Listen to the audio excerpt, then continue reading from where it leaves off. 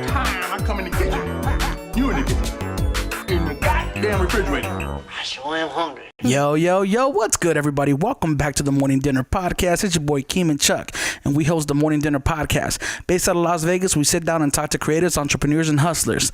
Today, we got Yhessa Gonzalez in the house. What's good, you guys? What's up, Yhessa? Here with your girl, Yhessa. So, Yhessa, you're a Las Vegas-based model and business owner. Yeah, entrepreneur. Real quick, entrepreneur. Can you give the people a little, elevator pitch? Who are you and what do you do? So, first thing first, my name is Yhessa Gonzalez. I'm from Guam. I moved there with $200 in my pocket as soon as I graduated high school, and now I co-own Cafe Nofer. Wait, so you moved to Guam? I moved to Vegas. I moved here to Vegas from Guam as soon as I graduated high school. So realistically, are you born and raised in Guam? I was born in the Philippines, and okay. I was pretty much raised on Guam. I moved to Guam when I was like 9 years old, and then I moved there when I was 19 years old. Oh, damn. And real quick, where's Guam? It's like in the Pacific. It's like you can't even find it on a map. It's like literally there's like no dot. You know how like the globe normally you see like the dot on every it's just country. so tiny. Yeah, it's like so tiny where it literally just says Guam in there. Is it under the Philippines? Or? It's like it just says Guam. There's an arrow pointing to a dot. Yeah, it's like right there. Poor guys. Yeah, but it's by it's like 6 hours away from Hawaii, so it's in the Pacific. Oh, okay. Oh, wow. Yeah, 19 hours away from here. And you said you basically grew up in Guam, right? Yeah. How was the life growing up in there? Like, what's the difference between Guam and like living in the U.S.? It's different. It's a lot different, mainly because this is my first time out here in the mainland, like I said, and then us back home in Guam, it was just we're just very cultured people, we're traditional, and then where I came from is just very family oriented. Literally, I feel like I could leave my phone on top of like the table at the mall and then just leave it there. No one would even take it. Or if somebody does, they'll take it to the customer service or something. Or the lost and found, That's how, and then, it's just very family oriented, and conservative people out there. It's super small. Our population is probably like 200 some thousand people. Compared to here is just, I don't know, people here I feel like by the millions. Millions for sure. Even the Philippines. Well, I don't know what the population is in very different Vegas, culture. It's millions for sure. I know our tourism is like in the millions, but I don't know the population. I think it probably is. There's with so everything. I have this one thing about me is that I have no way to grasp like numbers. Like whenever it's like, oh, dude, that there's actually 700,000 people in that town. Like I couldn't imagine 700,000 people. Yeah, that's a lot of people. Yeah, because you don't encounter. I think we do have millions out here. Because you don't encounter 700,000 people at once. You encounter like 5 or 10. I say a million because I think I did like a little research on it. I was like doing some business research, and I was like, I calculated I think 2 point something million. Really? Dang. Yeah, because you have to think about Henderson. North Las Vegas, Vegas. So they they technically they're all different counties. See, I'm so ignorant. I'll be like, there's like 2.3 million people in the United States. Like, I have no grasp or concept of numbers. Yeah. Like people can say, oh, did you know that 35% of Americans? Oh, that's actually like 45 million. Like I don't know. You know what I mean? Like I have no grasp of it. But back to you. Yeah. So you grew up in Guam, right? Yeah. What was the driving motivation to move to like, was Vegas your first destination that you decided to move out to? Yeah, it was. Why Vegas? Well, first it was cheap. I was supposed to move to LA. I've been wanting to move to LA only because I wanted to pursue the American dream just like everybody, Yeah. And then but LA's too expensive, so I was just like, oh fuck. I was like I was gonna stay my ass in Vegas because it's a lot cheaper, and like the fact that I don't have any family here, I feel like I'd be able to survive here. Damn, that's crazy. You don't have any family out here at all? No, I don't. Ooh. No, I don't. But when I did first moved out here, I had my dad's brother, my uncle, and his family who was living out here. So I stayed with them for 3 to 4 months. Okay. Then I got kicked out after. And I got kicked out at 2 a.m. in the morning. So I was like, where am I going to go? Partying too hard? Yeah, actually. Well, I kept it from them pretty much. I'm Filipino, like I said, so my family's very, they're very strict on that. And then the thing is, I moved here to pursue what it was that I was doing. I was supposed to move here for school, and then I was supposed to move here for school, and then I ended up not Can you hear me? I feel like I can't hear myself. Sorry. Oh, really? Yeah. You should be able to. Yeah. Oh. I can hear you clearly. Okay, but yeah, anyways, so yeah, I was hosting mansion parties out here, but that's why I was going out, and then I was actually getting paid for those. And the thing is, yeah, I was just out almost every night to where like my uncle and them was just started to worry about me, and then they also had some issues with my family back home, so they decided to kick me out. They live in Chicago now, so I for sure don't. Wait, how old were you when you first came out here? You were 18, 19? I was 19 years That's so old. trippy though. That's such a young age. Yeah, like, so I was like, but then I was ready, you know what I mean? Yeah. Like I was ready to move here and pretty much leave my island, and then I kind of I don't know, I feel like it was the opportunities that would just open up to me when I was still on Guam that made me, you know, that pushed me to pretty much move there. And then when I moved there, I don't know, I felt like it was kind of just destined, because it was like my first time traveling, and then I didn't get lost at the airport, you know what I mean? So I was like, well, like literally I didn't even cry at the airport. And like my mom, my dad, my sister was there, they're all crying, and then I was like, I'm about to go. damn. So what was the college you were supposed to go out here for, or what were you supposed to be going to school for when you got to Vegas? I was supposed to take nursing only because it's a typical Filipino course, you know, that we're supposed to take. Yeah, I actually lied to my mom. I told her I was going to school here, and I just told her recently that I didn't go to school. Recently? It was like last year. Did she trip out? Did Yeah, she did. Yeah, she did. She cried. I told her, well, the story with that, I know how to edit videos as well. So I used to go to the UNLV library, and then I used to just practice, you know, editing videos. And then what kind of videos were you editing? Just promo videos for myself and this and that. Okay. And then some of the videos that I have on my social media and also pictures, I do edit them. Yeah. Myself. And then I remember I used to go to the UNLV library, and then I had my friends username account. Their login account. So I remember I used to use my friend's account, and then every time my mom would FaceTime me, I'm always at the library. So, oh my god, damn, it's perfect. Yeah. So every time my mom would FaceTime me, I would just be like, "Oh, mom, I'm at school right now. Blah blah blah. Like I'll call you later." You know what I mean? So yeah, and then I also sent my mom money back home, but that's why she never really questioned me about school. And then it got so bad to the point where she started asking for my report card, and then I started, you know, Did you start faking it? I was going to tell her the truth, but then I didn't want to break her heart at the same time. And then it just got so bad to where I actually showed her around the campus, you know what I mean? Dang. Whoa. You're like, this is where I go to, this is my 8 a.m. class right here. That's like that one movie where they create that whole high school, and they like fake all their reports cards. Oh, you talking about? You know what I'm talking about? It's a shitty movie, but you're talking about, I know the guy from Jeepers Creepers. Yeah.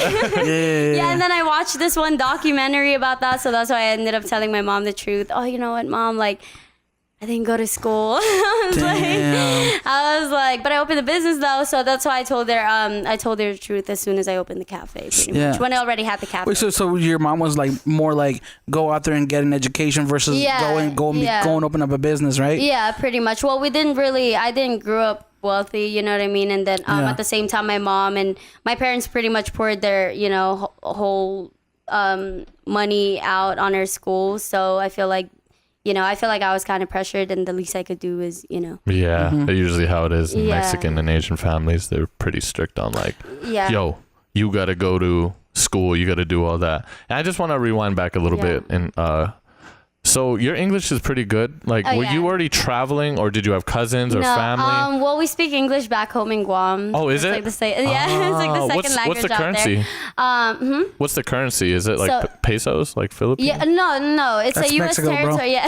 Is it? What's it's Philippines? Also Philippines, yeah. Philippines has pesos. Oh, really? Yeah. You got pesos? They tripped me out too, bro. I didn't know.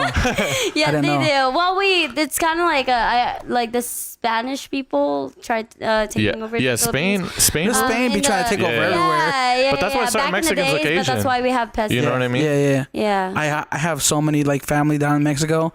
I will even say like sometimes I look a little Asian. Bro, your eyes are super. Yeah. I thought you were half Asian. No, I'm full Mexican. Really? I'm How full about Mexican. you? I'm half Asian. Oh, you're half Yeah. Asian? Oh, okay. What's the other half? I'm Thai. Oh, Thai? Oh, I see. Jungle okay, so Asian. you're Asian. Yeah. Okay, he's like, I'm half Asian. Yeah. Yeah, I see. Wait, White. what was your question? Oh yeah, what was the currency down there? It was pesos? No, it's in Guam. It's dollar. It's a U.S. territory. Oh, okay. Oh, Guam is U.S. territory. Yeah, it's a U.S. territory. That's how Same thing ignorant we over are. there. We clearly. Oh, we're hella I know, ignorant. but that I was like, isn't nobody Puerto knows Rico the about only like U.S. territory? No, Yeah. man. Wait. For the longest time, I kept forgetting Damn, that Hawaii sorry. was part of the U.S. I was like, oh yeah, that's right. It's not just an island. It's part of the Hawaii U.S. is beautiful, Yeah, but damn. it is. True colors are shown right now. Yeah, I know. You can see how ignorant we are, but it's all good because maybe somebody out there was like, "Oh, I Wait, so you were well, instead of going to college, you were doing this thing where you were renting a mansion or you were hosting mansion parties or Yeah, okay. So back to my story. Pretty much, yeah, like I said, I moved there with $200 in my pocket, and then I stayed with my uncles and them. 3 months later, I got kicked out from them. So my mom and my sister actually flew out here the following day, and like literally after when my auntie kicked me out and told me to pack all my things and leave, I was like okay, I'm gonna leave.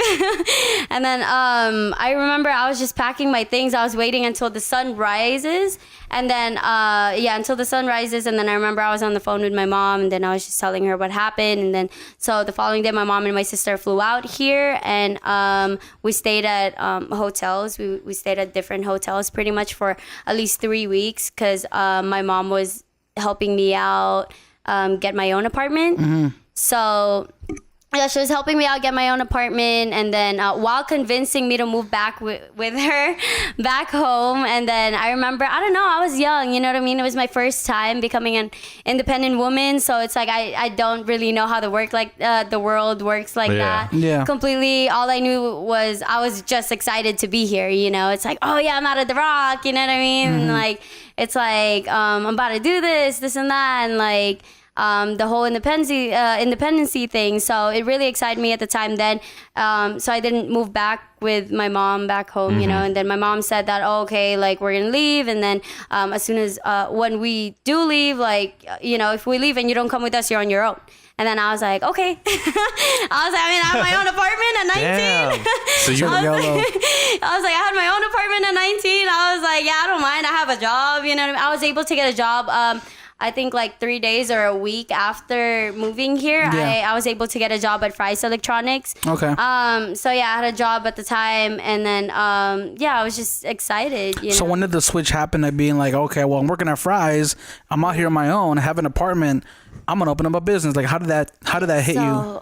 Dang. Okay. So pretty much. It was a lot. I feel like what pushed me to get into that is all the things that I kind of went through, you know, financially, and then not also that. The thing is, I got screwed up here several times by people. I got fucked over here by people. Yeah, to where like I was nearly this close to being homeless.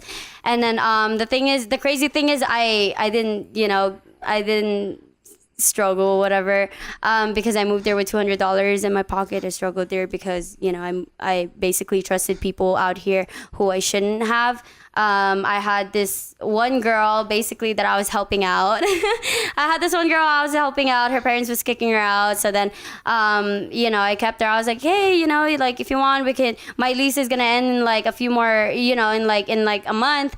If you want, you could stay with me for the meantime. I have a studio, this and that. And then we could just chip in and then get upgrade to a 2-bedroom apartment, you know, and then we could just roommate. And then, pretty much this girl, basically was freeloading the whole time. So she didn't help me out pay for rent. And then I'm Asian, so I'm really clean and like neat. And then the only thing I asked her is basically not to just to keep my house clean. The least you could do since you're clean. Don't you start with me, bro. You know?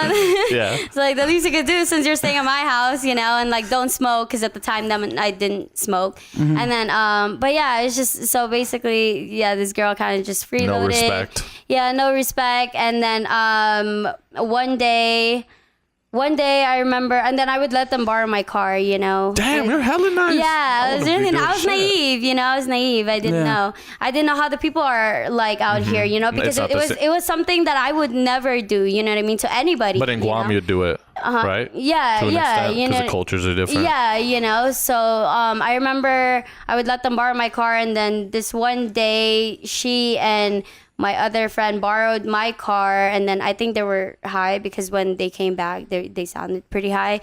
But I remember they crashed my car, literally left it in a neighborhood somewhere, and then I had to pay for the citation. Wait, this was the roommate that was freeloading already? Yeah. And then so pretty much I lost my car. I lost my car because they crashed it, left it in a neighborhood somewhere. I had to pay for the citation, the tickets, and then getting it towed back to my place. And then a few days later, my car got stolen. So it's pretty sketch, you know. And then not also that, they ended up leaving me the following day. So they ended up leaving me the following day. I literally didn't have I remember, I don't know, it was just so bad to where like it's like pretty common sense, you know. It's pretty common sense to where you should always have money saved like up, a cushion, you know, like backed up. But that's one of the, you know, learning experience that 100%. You know? I think we've all gone through it, but damn, your situation. How were you emotionally though? Like realistically, like I feel like I'm just such a positive person. Damn, you do have that energy. Yeah, you have hella energy. So I'm like, I feel like I'm such a positive person to where like, you know what, I put myself in this situation. There's nobody really who I could blame but myself as well, because none of that would have happened if like I didn't let her borrow my car, you know. So I'm just gonna have to live with it and then try to solve the situation and fix the problem. But I remember when that happened, they ended up leaving me, and I remember I had literally $68 on my bank account. And then I was like, oh my god, I'm like, how am I gonna pay for my last rent? And then like literally I only had, you know, like enough money saved. I didn't have any money saved at all because I spent all my money getting my carpet clean because I was worried that the apartment where I was staying at would charge me for that, you know, and this and that. So I was really worried. And then I also lost my job the same time I lost my car. Damn. When it rains, it pours. I lost my job only because I took advantage of it, you know. So that's one of the lessons that I learned as well. You took advantage of what? My job, pretty much, because I would always call out just to make it to my shoots, this and that, you know. And so you were doing photo shoots at the time? Yeah. What was your goal with the photo shoots that you were doing? So with that one, well, it was something that I was still kind of trying to figure out, you know, when I first moved here. Like I said, one of the reasons why I moved here was to pursue the American dreams, and then I used to attend. I used to attend agencies out here as well, and then I took some acting classes and all of that. So, that was mainly the main focus why I wanted to move here, and also do import modeling. Which what I'm currently doing now as well, you know. And then can you explain import modeling real quick? Import modeling is pretty much modeling for cars. It used to be really big back then when I was in Guam, and then I remember I would just get a bunch of opportunities out here, you know. I remember Muscanada Bear pretty much asked me if I wanted to do the show with them out in Cali at the time. Then at the time when I was 17 years old, I was still on Guam. And then I remember I couldn't because, you know, it was like 19 hours away. And then, I remember they were the first one who ever reached out to me. And then I was 17, and then I remember I asked them if they could fly me out. I would be down, you know? Yeah. And then they were like, oh, where are you from? Blah, blah, blah, this and that. I told them I was from Guam, and then I never got a reply back from them. So I was like, dang. You know? So there was just so many opportunities that would, you know, like pretty much open up to me here in the mainland. But that's why I wanted to move here in the beginning, you know? One of the reasons why I wanted to move here. It's just a crazy drive because like I'm even when I was like even now I still wouldn't make the move to any other like that far away, you know, across the ocean. My mom literally thought I was moving right next door. She didn't know I was moving all the way across the country. And the thing is, you gotta have your mom on this podcast. It was super last minute when I moved here because my dad literally got my flight ticket 3 days before I moved here. I've been convincing my dad for me to move here. But pretty much my dad was kind of like a tomorrow guy. Yeah. So my mom would just tell me, oh, no, he's not going to buy your ticket. You're going to stay here, blah, blah, blah, with us. Like, he's lying about it, this and that. And then I remember I would just convince my dad. And then I told my dad what my mom said. Yep. So my dad bought the ticket right away. And then he was like, oh, I got your ticket, blah, blah, blah, this and that. You could pick it up if you want. I was like, okay, yeah, when am I leaving? You know, oh, on Thursday. I'm like, on Thursday? I'm like, when Thursday? This Thursday. That's like in 3 days. Damn. 3 days from now. So I didn't even have the time to say bye to everybody. I literally, I literally went shopping because I heard it was winter here and then it was really cold. And then, so I remember, for the last 3 days I was in Guam. My last 3 days on Guam, I spent just shopping for clothes, you know, because I didn't know how it was like out here.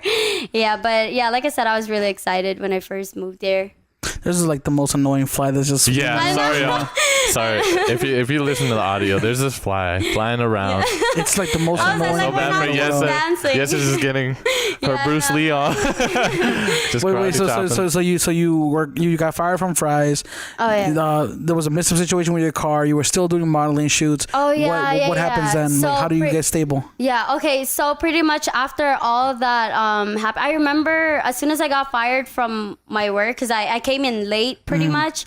And then I was on my last straw, and then they called me up to the office, whatever, and then my manager pretty much fires me. I'm like, dang, the only day I didn't lie about like a situation, about a situation, like why I was late, I get fired, you know? And then I was like, this sucks. And then pretty much I called up my friend.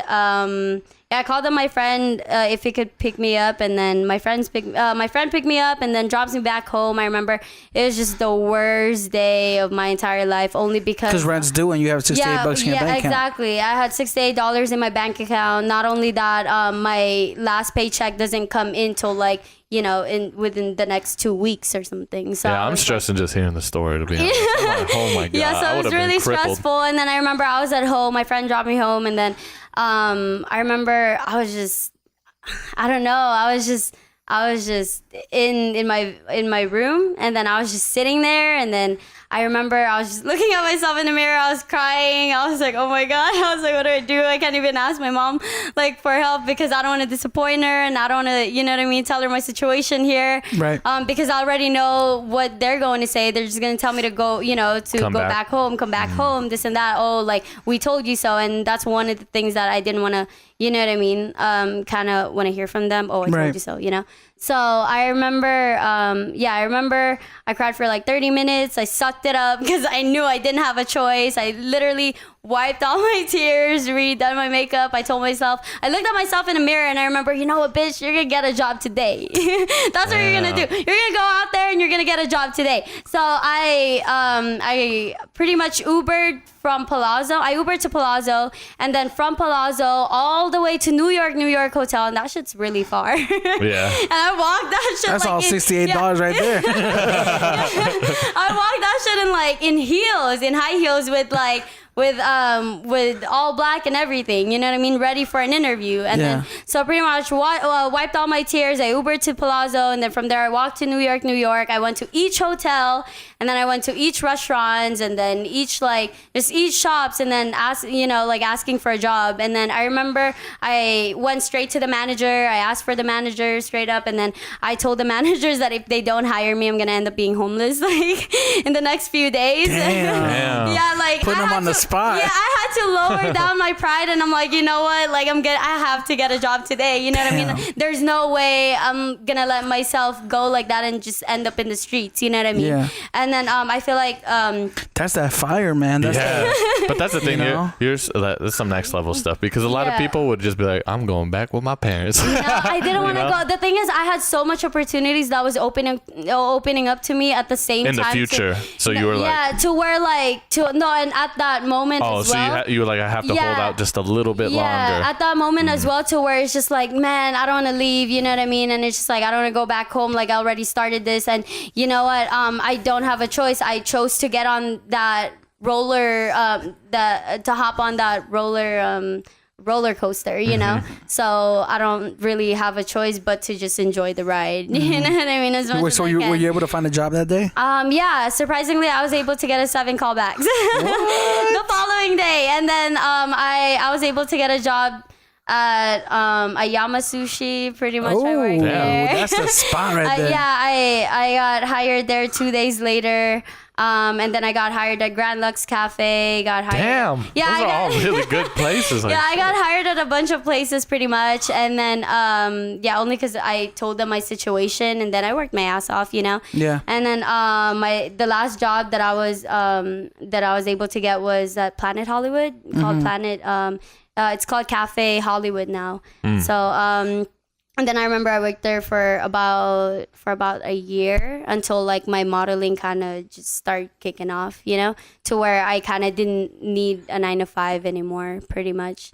Yeah. Wow. So working in the cafe industry, is that one sparked you to start working in, like, to open up Cafe No Fur? Yeah. No, actually my business partner owned an ice cream shop, and then I was also doing business partnerships out here, and I was working at the convention center. So I used to work for, I don't know, just companies at the convention center, and as a promo model. And I was gonna say, I feel like you would get a lot of those jobs, right? Yeah. There's so many conventions. That's the thing. Like right after that, I was able, you know what I mean? Like my mind just opened to a lot of things, and then not also that, like how I said that I lost my job. I was on my last straw at my job because I was taking advantage of it, because I was just doing photo shoots, this and that. And then I was also going to the agency where I was going to.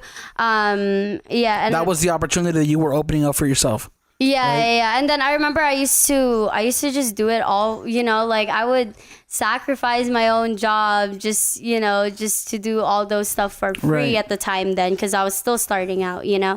And then as soon as I went through all of that, I realized the value of money and how, like, I need to make money, you know what I mean? I need to survive, and I realized that survival, you know, like has to, I don't know, it should be a number one priority first. You know? So then you start figuring out that you can charge for the modeling? Yeah. And then after that, I kind of just stopped doing free photo shoots, this and that. And then that's when I started charging. But the thing is, I feel like God kind of heard me out too, you know, only because I told myself literally, you know what, I'm going to stop charging, or I'm going to start charging now, blah, blah, blah, this and that. I think I've built my portfolio enough, you know, and not only that, like, it's just I'm tired of this shit, you know what I mean? I mean, I'm having I like what I'm doing, and I'm having a lot of fun, you know, doing the things that I'm doing, but at the same time I can't do it free forever. Yeah, I can't continue on doing this and then come home broke all the time. You know what I mean? If you had money like that, that could let you do it for free, then that's another story. But I was young, you know what I mean? I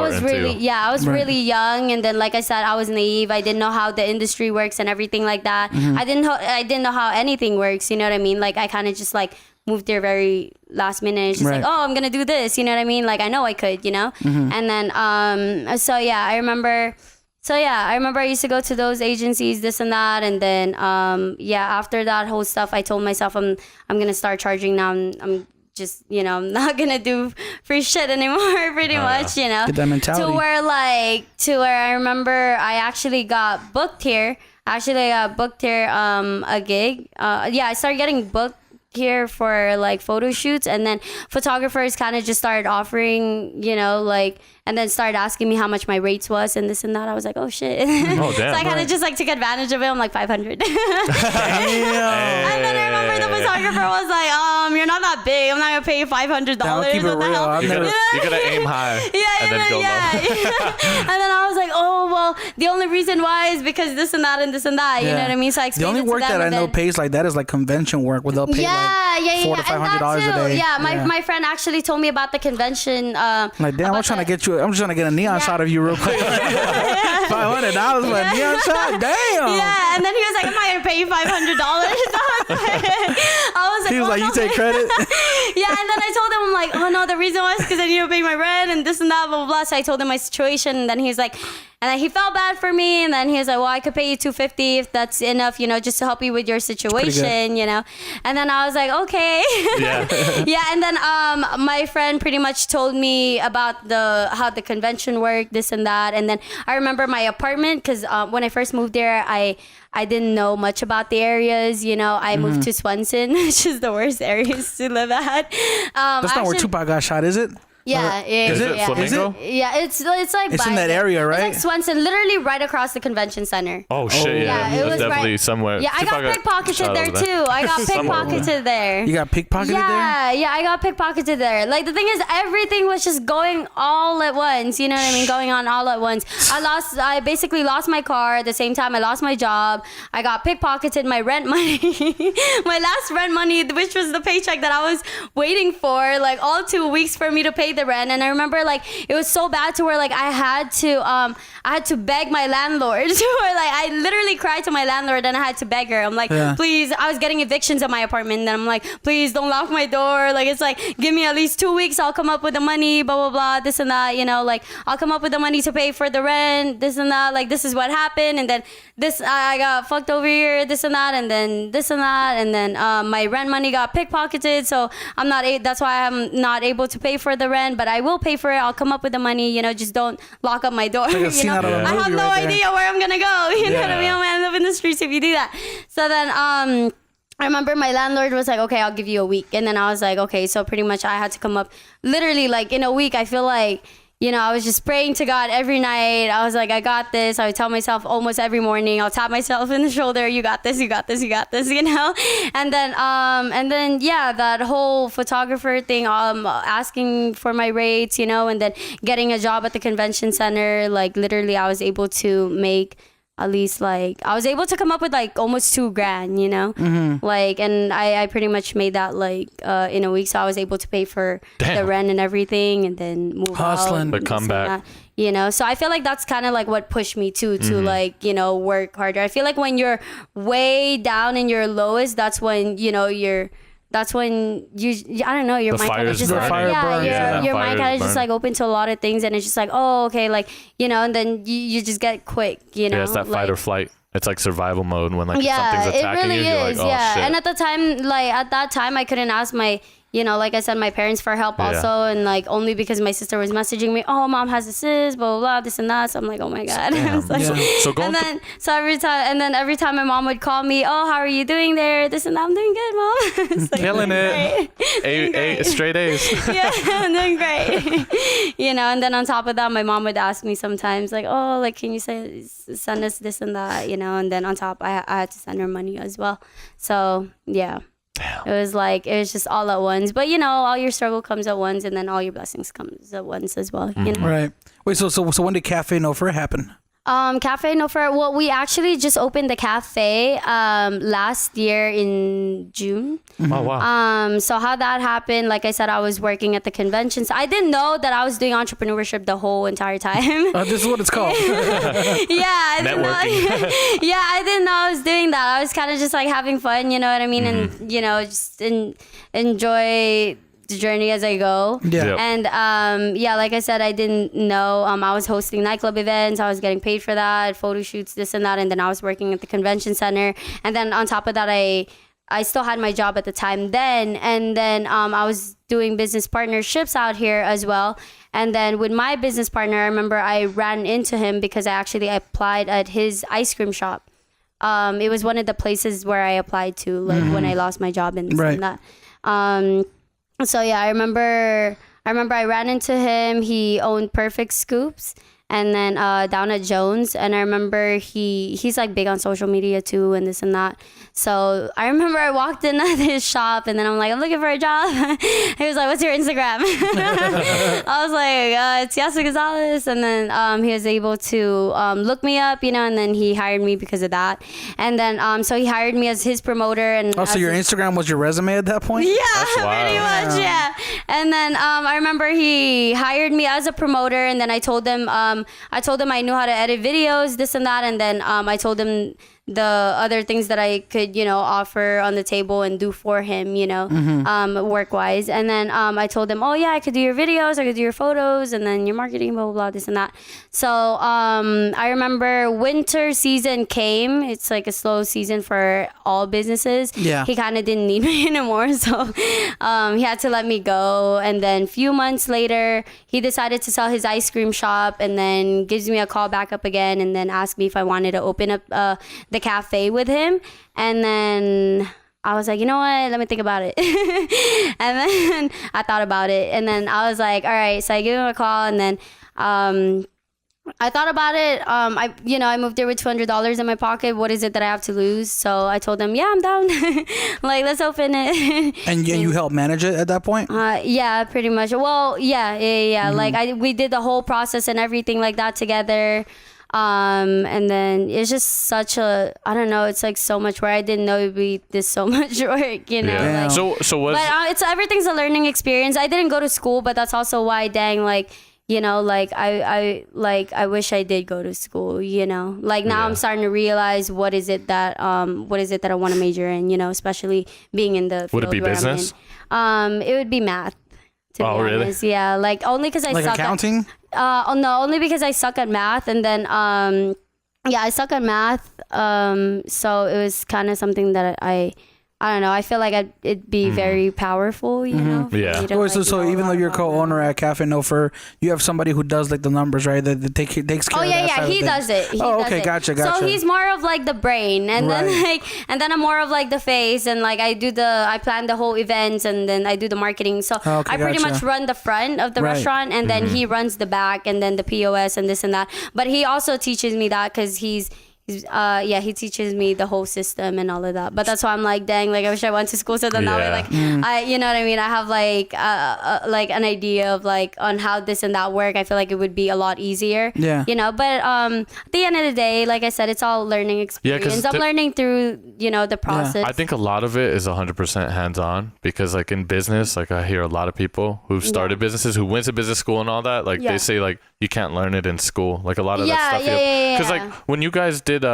it's just you two, or is there another person too? Yeah, is there so one of my business partner lives in my other business partner lives in Hawaii. So he's the one who does the payroll and all of that. Oh wow. So there's actually 3 of us. That's so tight. Yeah, it's So how'd you learn that situation to make sure, like, okay, if I'm signing a contract with this guy, how do I know I'm not gonna get screwed over? Honestly, I kind of just like, to be honest with you, like, I'm like so young. Yeah, like I'm just going with the flow, and just it's like working. You know what I mean. It's working. So. Yeah, and I'm pretty street smart too. You know what I mean. And I come up with things like very quick. So it's like, and I don't know. I feel like I follow what my gut tells me all the time. So if my gut tells me no, don't do it. Of course, I'm not gonna do it. Yeah. Yeah. But I trust my business partner a lot. He's more of like my mentor now. He definitely. That's you know what I mean. Everything there is. Yeah, he teaches me everything there is that I need to learn. And then so it's a lot of things that I'm working on right now for the cafe. There's it's just a lot of things. It's a lot of with those car meets and stuff. Yeah, with the car meets also. I do import modeling, so that's why we decided to do the car meet at the cafe just to build the traffic. So I gotta ask, like, what does a regular work week look like for you? Like, Monday through Sunday or whatever. Like, are you working all the time at the shop? But you still, but I'm saying, like, not only do you work, but you still do all these shoots, right? You still, like, can you walk us through, like, the process of what your week looks like? So, pretty much, I'm still working on time management and all of that. And it's so important. It's very hard, too. It's so hard. That's why people have assistants, because it's a real thing. It is. But that's why I kind of stopped going out, I stopped going out, I stopped partying, do all the things that I was doing, only because, I wanted to focus on the cafe, and not only that, I wanted to focus on my health, and I knew that I need sleep, and I try to balance everything as much as I could. So I try to plan my shoots during the day, and then basically work at the cafe at night. Yeah, and then I do my bookings through like the night, this and that, and then sometimes if I do get a gig and then it's paid, and then or a lot of the times and obviously have to, like go with their time. I tell my business partner, hey, like, you need to schedule somebody in the front. I'm not going to be there for like a few hours, this and that, because I have this and that going on. Wow. So it's like completely works around your schedule too, right? Yeah. That's so dope. Yeah. Right now we were able to hire 3 new employees, so that's why I'm here right now. Oh, that's dope. So what do they serve at Cafe No Fur? So we serve vegan food. Ooh. Yeah, we serve a lot of vegan food. We got boba teas, milkshakes, slushies, and all of that. Don't you guys got an ice cream place too now? Yeah, we got ice creams and all of that. And the thing is, it's so cool because everything I didn't know how to learn. I didn't know how to cook, and then I actually learned how to cook from and it's vegan the too. cafe. Yeah, and it's all vegan. And then it's just amazing because it's like we literally make everything from scratch, you know what I mean? And that's, I feel like, something that people don't even know, Everything's like literally, everything's original recipes. It's all from a business partner, but we make the ice cream from scratch as well and all of that. So I don't know, I just thought it was pretty cool, because like I've never really seen the process on how to make ice cream. So I thought that was pretty cool. Oh my vegan God. ice cream is definitely different than regular milk. Yeah, it's like almond milk. It seems like harder to do because the texture, you know what I mean, that you get from milk compared to almond milk. Yeah, like you really gotta measure that. But it's all just like it's all just the vegan base that we use. At the I wonder same time. if it's different in Mexico too, because I just came from Baja California last week. I was out there for vacation and I had ice cream down there, and it was like the texture of it was like, I wouldn't say like, it was goat ice cream. It was like goat doughy. Milk. It was like doughy, like. You know what I mean? Like it's not it's like it's just thicker, gelato? almost like. Is it like gelato? Yeah, if I had to describe it, So with it's the a word, thicker ice cream. it's like a thicker, more pastier ice Is it cream. good though?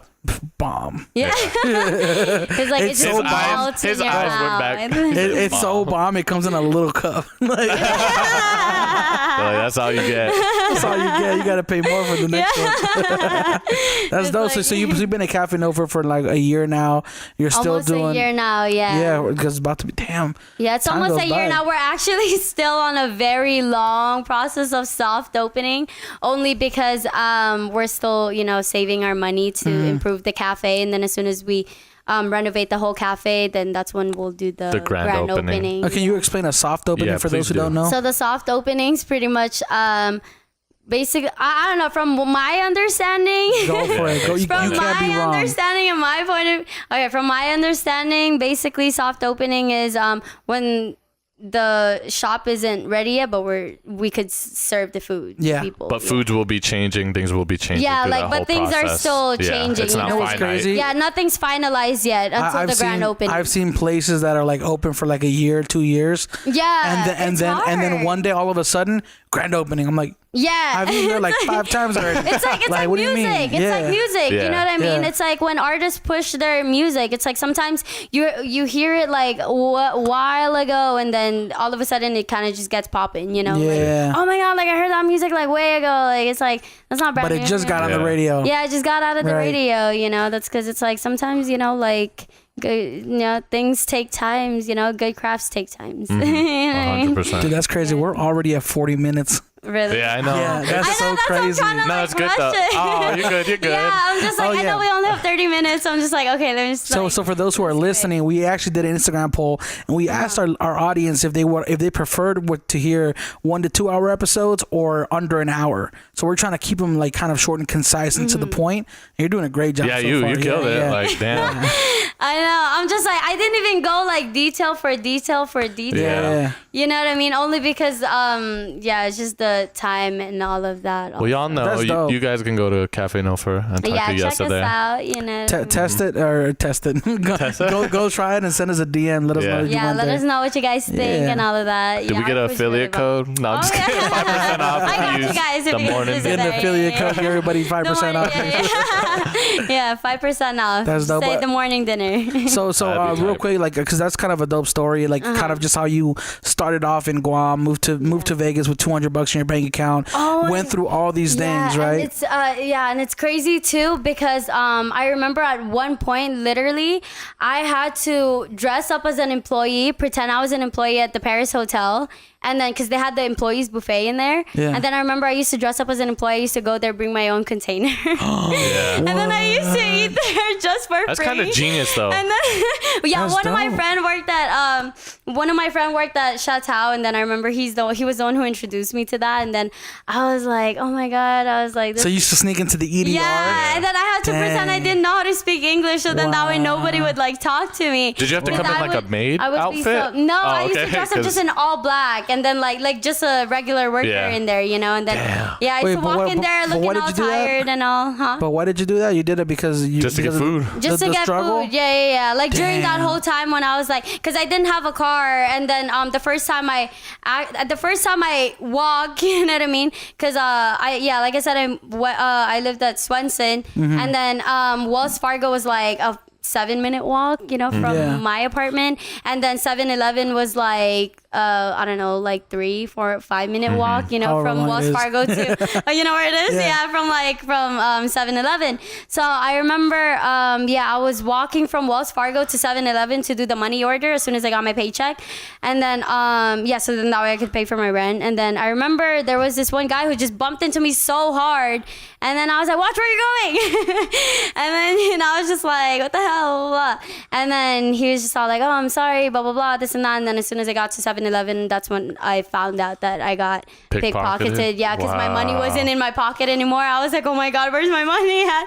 I was like, because I had $200 on my right pocket, and then I remember I had the $500 on my left pocket. and then it sucks because it was like the $500 that got stolen, you know? I was like, oh my God, where's my money? I was literally at 7-Eleven like venting to the worker at the 7-Eleven. I was like, oh my God, I got pickpocketed. I know I got pickpocketed. There's no way. Like, my money was here.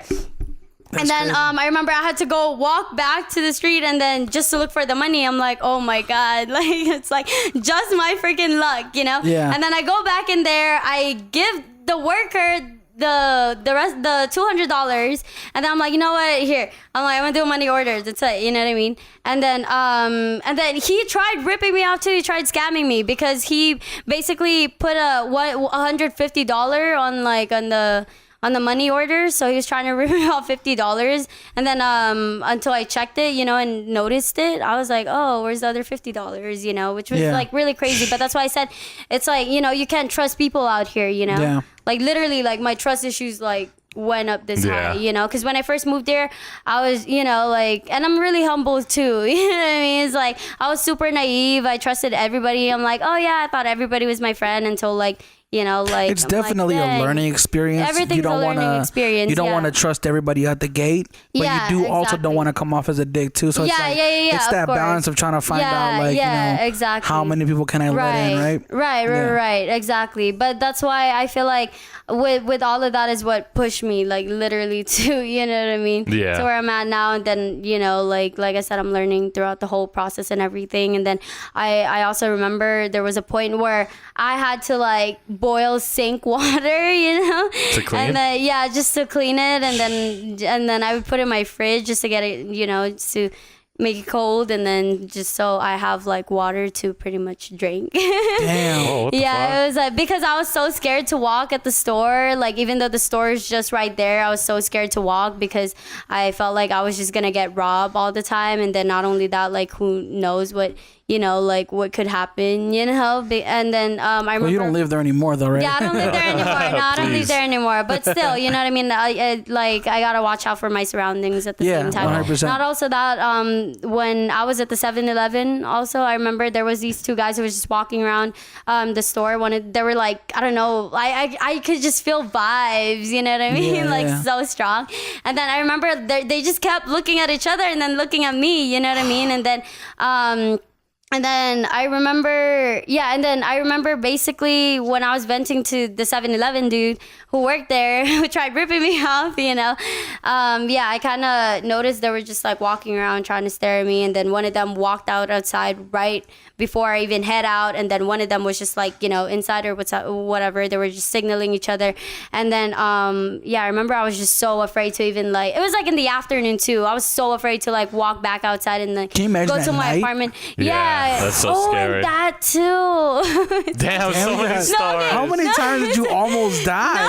Like every time. No, and that's it. Okay, so pretty much there was also this one night when I asked, because I didn't have a car, so I asked one of my coworkers. I was already working at Planet Hollywood at the time then, so I asked my coworker if he could like follow me and like drive me to the bank, and then I'm just gonna like pretty much deposit some money, and then I was gonna withdraw some money, and then the Wells Fargo is just right there, and then he basically he lives like just right there also, so he insisted to give me a ride, and then I asked him for a favor if he could drop me to Wells Fargo. And then I remember, it was crazy. I remember it was a night, and then I was withdrawing money, and then basically there was these three guys who was trying to like trap me, and I didn't know. One of them was walking over here, like on the left side, and then the other one was like, was on the right side pretty much. And then one of them was like docking, and then he was trying to hide from the bushes or something. And then I think they were gonna try and trap me until my friend got out of the car, and then I heard something in the bushes. At the Wells Fargo, there's like bushes, whatever. And that sounds like movie shit. Yeah, there's like 2 stairs going up to go to the ATM machine, whatever. And then I remember I heard the bushes, and then I looked to my right, and then I saw the guy, so I started running I ran towards my friend, and then we went, like inside the car, and then those 3 guys literally started running to the side of the Wells Fargo, to the building, and then when we started driving by, we saw my coworker and I actually saw them. They were just like on the side, which was ridiculous. It was super crazy. I swear they're gonna make a movie out of your experiences. Yeah, but it shows people you got to be aware of your surroundings, like you were, and then just like make sure you're just always on guard. Yeah. As much as that sounds like, I'm not saying like be afraid. Yeah. But just be aware. Yeah. Oh yeah. No, of course. Because they're looking for people who aren't aware. Damn. Yeah. But that's why it's like, not to sound religious or anything like that, but that's why, like. Yeah. 100%. Like God is looking out for me. Like I like to believe that. So real quick, just what kind of like a last thing I want to talk about is what have you learned financially of like how that has helped you keep yourself like from going negative in the bank account? Like, what have you learned? What's some tips? I learned pretty much. This is just for me. Yeah, for you. Yeah. Yeah. So pretty much, I learned obviously save money. What I did is I opened the savings account from another bank, and then I give myself a $300 budget every month until now. So like my budget every month is just $300, and then the rest of the money that I make, I put it to my savings account. I have 2 bank accounts with I have 2 bank accounts. So with one of my bank account, it's only just checkings, and then the other bank account that I have is just for savings. So I took out the checkings because I took out the checkings with my savings account on my at my other bank, only because I feel like I would end up I would end up transferring money from my savings to my checking. So I'm like, to cut that temptation out. So for me to cut that and then pretty much try to avoid that, I took out my checkings account, and then the only way for me to obviously, withdraw money from that or use money from that is if I go to the actual bank and then, withdraw it from there. Yeah. So, and it's just a lot of work. So I'm just like, you know what, I'm gonna just take it out, and it's going really good, And so then I also learned that I always gotta have backup money saved. You know what I mean? Like just in case, just in case for like emergency. And I know it's very common sense, but it's one of the things that I learned. A lot of people don't do it. Yeah, it's one of the things that I learned. I learned that, and with all the experiences that I learned, even with the industry that I was trying to get into, in the beginning, I learned that everything is also just business, at the end of the day. And then I feel like you really have to see it that way, where it's like everything's 90% business at everything that you do, especially if you're trying to make money off of it. And then I feel like 10% of it is just, what it is that you're trying to portray out there. You know what I mean? Mm-hmm. Yeah. That's dope. Well, so you're still doing like shoots though right now, right? Even though you work, yeah, I'm still doing that. But I obviously, you know, like I said, I was able to learn more about the industry, right. And then it was kind of like a false prophets for me. Yeah. Wait, so what? So what if somebody wants to shoot with you right now? Yeah. You're like, hit me up. Yeah, like hit me up, you know what I mean? Like this is this is my I negotiate with prices as well. Only because it's like right now with time and everything, you know what I mean? Like I don't have all the time in my hands anymore, you know? So it's like, you know, if you want to take me out of my cafe and that, you know, it's really it literally gotta costs, be for something it costs. That's definitely one thing that you find out as you get older is that there's time that needs to be compensated for, right? Yeah. Like even if I love doing them, this is my passion. Yeah. Like if you're gonna take a couple hours out of my day, that's hours that I could be doing something else. Right. Exactly. You know, whether it's spending time with your family or working or you know. Yeah, and that too. I came to the point right now where it's just like I, you know what I mean? Like I need to make money. Mm-hmm. You know what I mean? Like survival I feel you. Always has to come first before anything else. You know what I mean? Mm-hmm. And that's dope. Yeah, and then I was able to learn. I was able to pretty much just make it work. You know what I mean? Mm-hmm. And make money off of like what I love to do. So I guess that's kind of how like. So don't go spending that money. Started to basically. Give yourself a budget, you know what I mean, every month. $300, you know? I don't think I can survive off that. I spent $300 on subscriptions right now. Yeah. Netflix, Hulu, Spotify. That's $600 right there. And I go out all the time. So, you know what I mean?